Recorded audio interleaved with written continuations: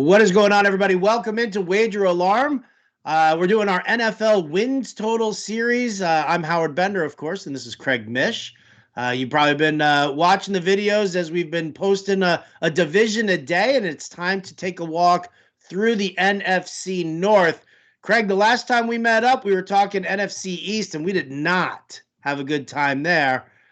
Packers, Vikings, Bears, Lions. There's a lot going on here. Let's start in Chicago. Okay. Well, first of all, how are you? I'm doing well, and I really appreciate seeing you and doing these. And you're right. We looked at the NFC East. We've done the entire AFC for people who may be watching this for the first time, saying, why are you starting with the NFC North, guys? If you go on wageralarm.com, you can see all the videos that we post every day as we preview each team and each division in short little clips, so we don't take too much of your time. But to answer your question, I'm doing great. Oh, that's fantastic. That's all that really matters to me, that you're doing great. But for everybody else watching, they want to know we're going over, we're going under. We'll start in Chicago here. The Windy City FanDuel line is 7.5 wins for them. The way I see it kind of panning out is that we see Justin Fields like right there in week 4 when the Bears are either 0-3 or 1-2 in their first 3 games, and then Andy Dalton stalls like a 72 Ford LTD wagon, right? That's a shout out for our older people. And then all of a sudden, you bring in Justin Fields against Detroit. It's a nice little confidence booster for him, and the Justin Fields era starts. Is that enough to get them to 8 wins this season, though, Craig? Well, FanDuel's got minus money. DraftKings has a little plus, so you can tell that there are not a lot of people that are bullish on the Bears going into the season. I think probably for the reason that you just mentioned.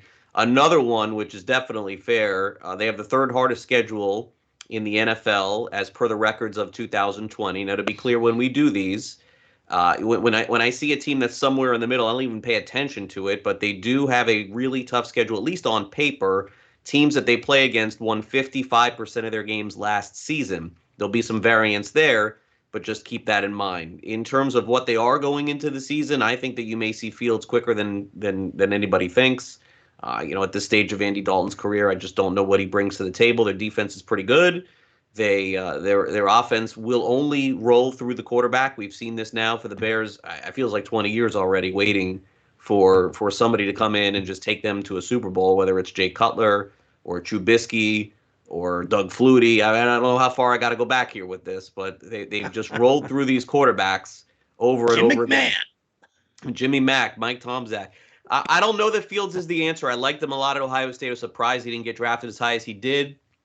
I'm going to lean over on the Bears. Don't have a strong opinion on it. That means all they got to do is go 8-9, and I understand this is going against the data a little bit, but I do feel good about them, and I don't feel great about Minnesota, and I really don't feel good about Detroit, and someone has got to finish second. So I am going to lean over on Chicago.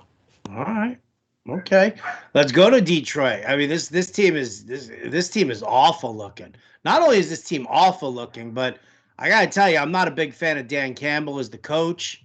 He's just. I mean, listen, Dan Campbell to me he's like a rah guy, right? He's the players love him. He gets you fired up. He says all the inappropriate things, when you're sitting there at Thanksgiving and you're like, oh my God, I can't believe he just said that. That's Dan Campbell.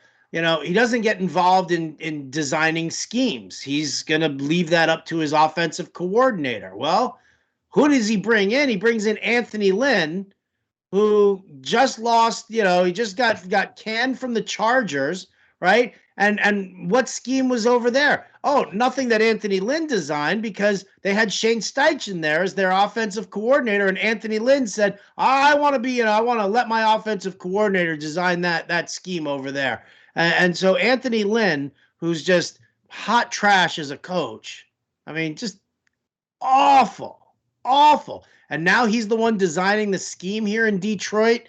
Man, FanDuel's line here at 5. I mean, it's low, and we had this conversation when we were talking about, I think, the Texans, right? And we don't like to bet the low end there on the under, but I mean, a 4-3 13 season here for the Detroit Lions, that seems quite probable.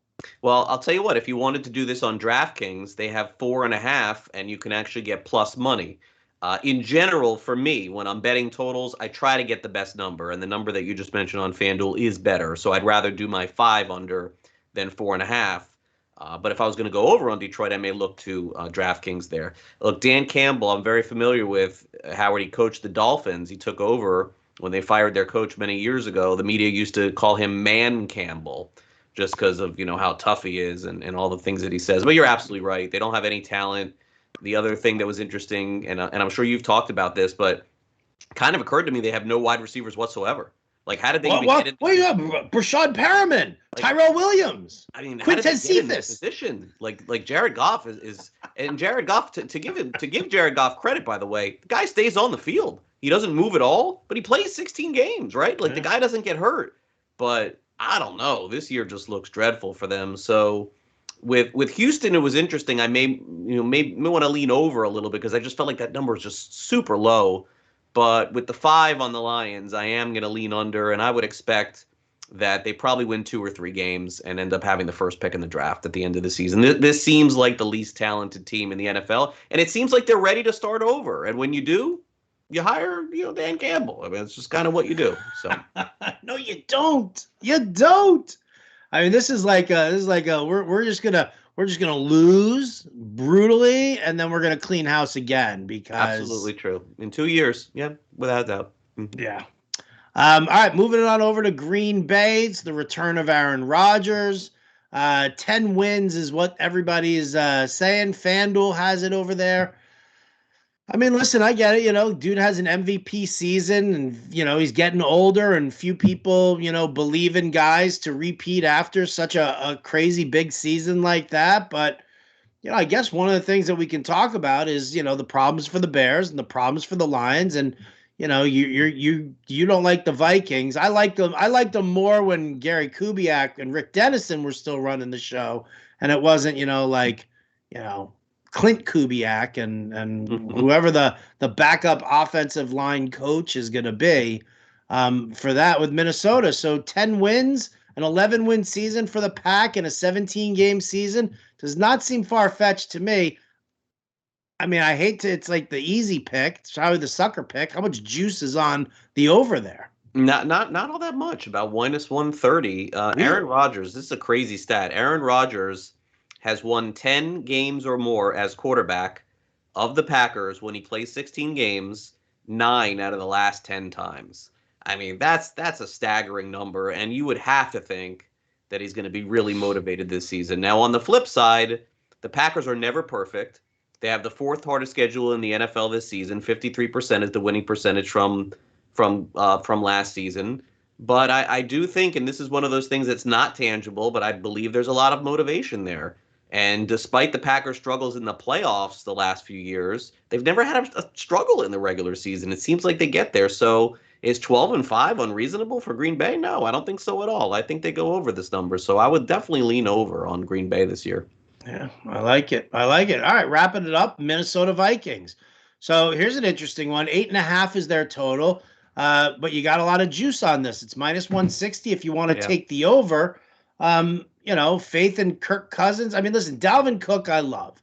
The offensive line saw some improvements. If Ezra Cleveland takes another step forward, I kind of like what I see over there, as long as they maintain that zone blocking scheme that Dennison and the elder Kubiak like to run. You've got Adam Thielen and Justin Jefferson emerging there. You've got Irv Smith as the tight end, who's, another good quality guy. Cousins and the defense. I guess that's really what it comes down to. And again, it's a tough secondary to deal with here because that's usually Mike Zimmer's specialty. His bread and butter is the coverage schemes and stuff like that. And I just don't love Minnesota's defense right now. Yeah, this is one of those times where there's going to be some people that are going to be watching this and not like me, what I'm going to have to say here. And I understand that, and that's fine, because very clearly, if anybody knows me for doing these things or doing sports, I don't get into politics. I don't get into anything else. But the reality is, it is very clear at this point Kirk Cousins does not want to get vaccinated. And that is, I mean, very close to the top as far as teams. If they lose their quarterback, it's over. If Minnesota loses, I mean, and I don't even love Kirk Cousins, but they have nothing. They are in very big trouble if he is out. And if that happens, and I'm not rooting for that, but that's 2 weeks, you know? And we saw that in the NFL last season. So I am going to lean under, and I know that's a crappy reason without a lot of data, but it's just the truth for me here. And you know, I have to play that card once out of the 32 teams that we're going to talk about here. This is the only team that I think that it is relevant for me, and I don't think it is the reason that they go over or under, but I have a choice to make, and my choice is I can bet under on that, so I'm going to. That's it.